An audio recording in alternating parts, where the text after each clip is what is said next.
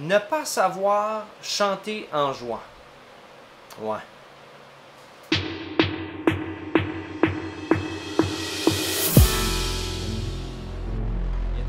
Ça, c'est quelque chose.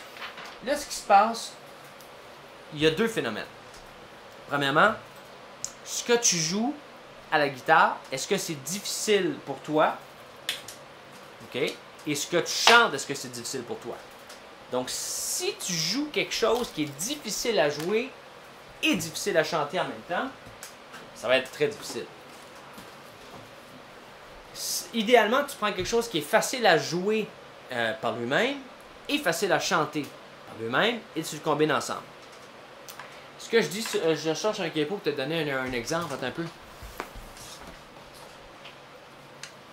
Ce que je dis à mes étudiants souvent, c'est deux pratiques indépendantes. Pratiquer à chanter sur le beat, c'est une pratique. Okay? Pratiquer à jouer sur le beat, c'est une pratique. Et ensuite, pratiquer à jouer et chanter, c'est une troisième pratique. C'est trois éléments distincts qu'il faut maîtriser. Okay? Ça, c'est la première chose.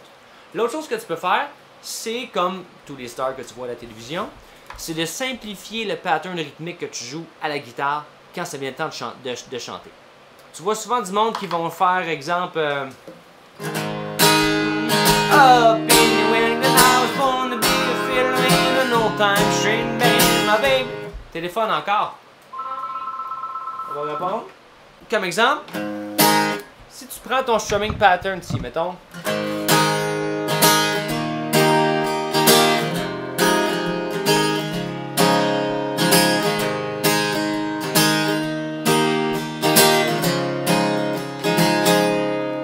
OK. Ça, c'est le strumming pattern complet. Puis là, tu chantes.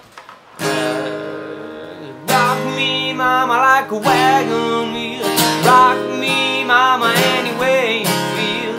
Hey, hey, mama, rock me. Bon. Mettons, ça, c'est ensemble. Là, ce que tu peux faire, c'est que quand tu arrives au temps de chanter, mettons, tu fais comme ça. Tu peux simplifier. Rock me, mama. Attends un peu, faut que je pense à comment te simplifier. Tu ferais. Rock me, mama, like a wagon wheel.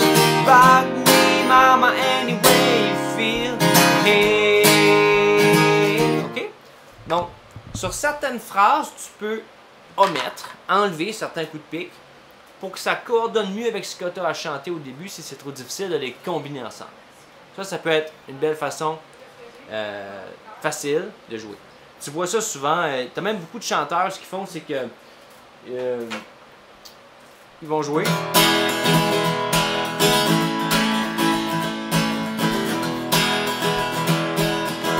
Là, ils chantent.